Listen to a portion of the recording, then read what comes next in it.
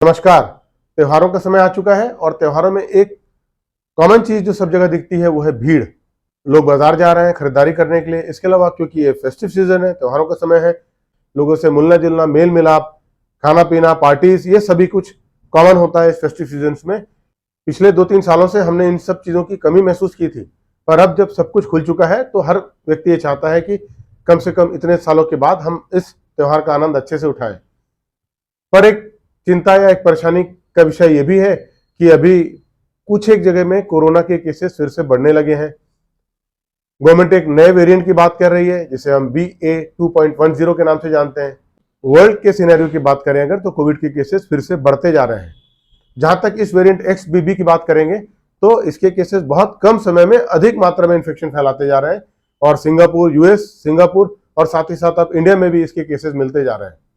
Kerala government और Maharashtra government ने कुछ एडवाइजरीज भी जारी की है ताकि इस फेस्टिव सीजन में इस इन्फेक्शन को रोका जा सके, कम किया जा सके।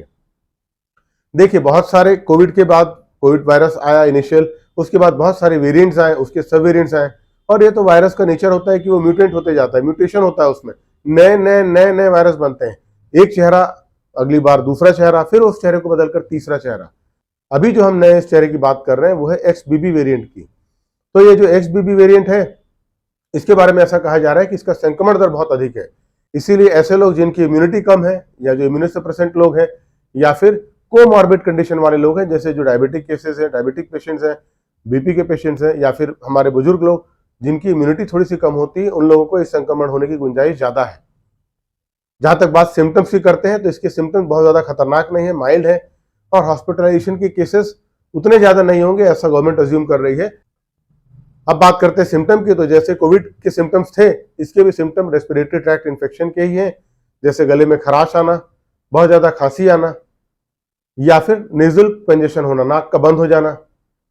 कुछ लोगों में मांसपेशियों में दर्द या फिर अतिसार या लूज मोशन के भी केसेस कंप्लेंट मिले, और साथ ही साथ गैस्ट्रिक कंप्लेंट्स भी बन रहे, एब्डोमिनल कंप्लेंट्स मिले, पेट से संबंधित परेशानी के केसेस भी कंप्लेंट किया लोगों ने इन वेरिएंट से इन्फेक्शन होने वाले।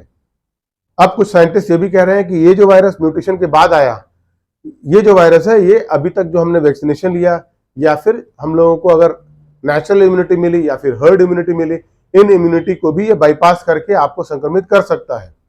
ये जरूर चिंता करने वाली बात है कि अगर वैक्सीनेशन के बाद भी हम इस वेरिएंट से अगर सुरक्षित नहीं है, अगर नेचुरल इम्यूनिटी के बाद भी हम इस वेरिएंट से सुरक्षित नहीं है, तब वाकई हमको सुरक्षा रखनी बहुत जरूरी है। तो गवर्नमेंट ने कुछ प्रोटोकॉल्स, ऑलरेडी आपको पता है Covid protocols, basically Covid appropriate behaviour follow करने का गाइडलाइन जारी किया गया है।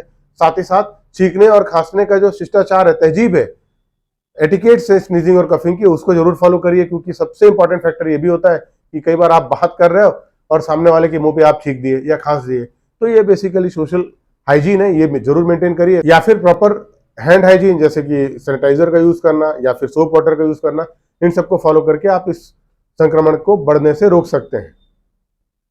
एक और बात कहूंगा जो मेरे लिए बहुत जरूरी है, और वो ये है कि देखिए, वैक्सीनेशन आपने लगा लिया, ट्रीटमेंट प्रोटोकॉल भी था, उसको भी आपने फॉलो किया, कोविड एप्रोप्रिएट बिहेवियर भी कर लिया, सब कुछ तो कर लिया, क्या बचा? कुछ नहीं बचा। लेकिन फिर भी आज की डेट में मैं ये कह रहा हूं कि शायद फिर से संक्रमण की गुंजाइश आपको हो सकती है। आज जब सब तरफ से ये सवाल है कि आखिर आप करें तो करें क्या, तो इसी सवाल का सबसे आसान जवाब है, आयुर्वेद की जीवन शैली को अपनाइए। अपनी दिनचर्या, अपनी रात्रिचर्या, अपनी ऋतुचर्या, सारे लाइफस्टाइल में जो भी अच्छा हो सकता है उसको करिए, क्योंकि वैक्सीनेशन के बाद फिर पता चला कि एक नया वैक्सीनेशन आ जाएगा इस वेरिएंट के लिए, एक नया प्रोटोकॉल आ जाएगा ट्रीटमेंट के लिए। अगर आप संक्रमित हैं तो ये आपको फॉलो करना ही पड़ेगा।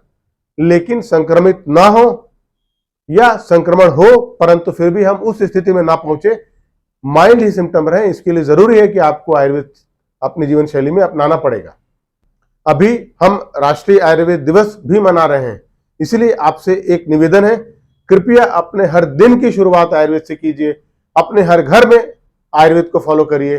देखिएगा, इस तरह के संक्रमण आते रहेंगे, जाते रहेंगे, आप वैसे ही रहेंगे स्वस्थ और सुरक्षित। आज के समय में अपने आप को स्वस्थ और सुरक्षित रखना ही हमारा मूल मंत्र है।